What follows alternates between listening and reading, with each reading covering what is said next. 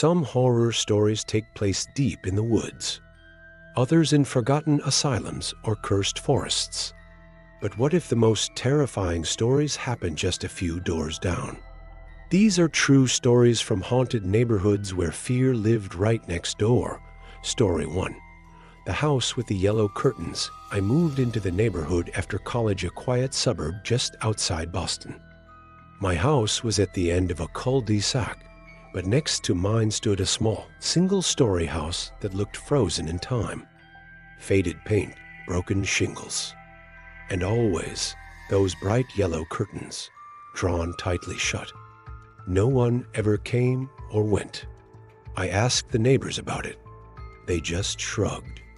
One old woman said, "That house hasn't had anyone living in it since 1992.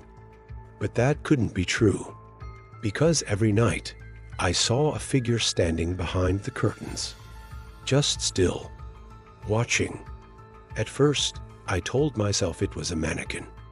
Maybe someone was renovating.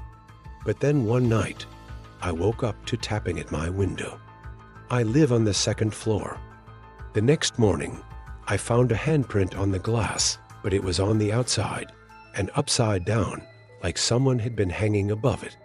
I called the police, but the house next door, still listed as unoccupied. No power, no water, no owner on record. 2 days later, I saw the yellow curtains move. But this time, there was no one behind them. I moved out a week later. That house burned down a year after I left.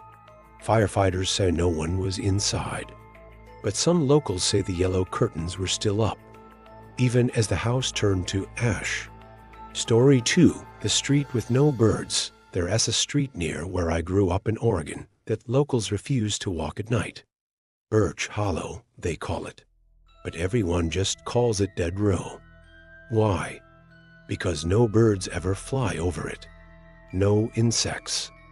No squirrels. Nothing.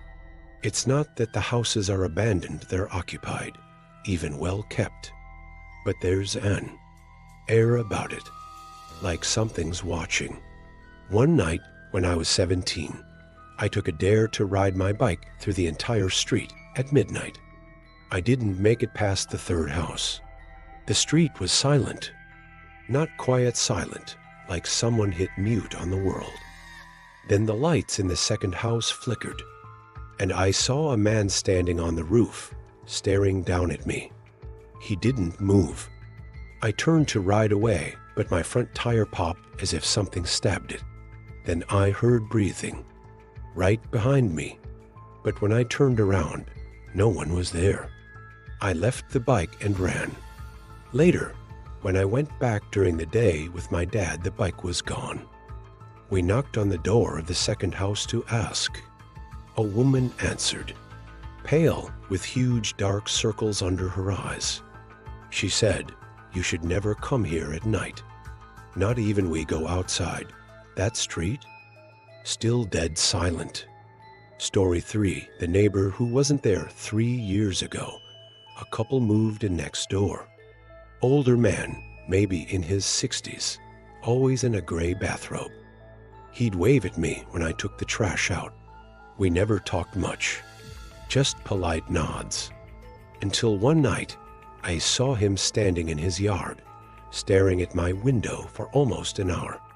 When I confronted him, he just smiled and said, "It's not me you need to worry about. She's the one who doesn't like being watched. His wife had died 5 years earlier, the realtor had said. I told myself maybe he was senile or just lonely. But the next night, I woke up to someone knocking from inside my closet. I opened it slowly. Nothing. But on the back wall, written in red crayon, was one word, "See." The next morning, the old man's house was boarded up. No moving trucks. No goodbye. I asked the landlord what happened. He said, "What neighbor? That unit's been empty since 2016. He showed me the lease. No one had been living next door for 7 years. I moved out a month later, but every so often I get a letter in my mailbox. No return address. Just one word scribbled in red crayon. See, haunted houses may come and go, but haunted neighborhoods are harder to escape because they're in the places we trust, the streets we walk every day. And sometimes, the scariest thing isn't the ghost in the attic, it's the neighbor who never existed.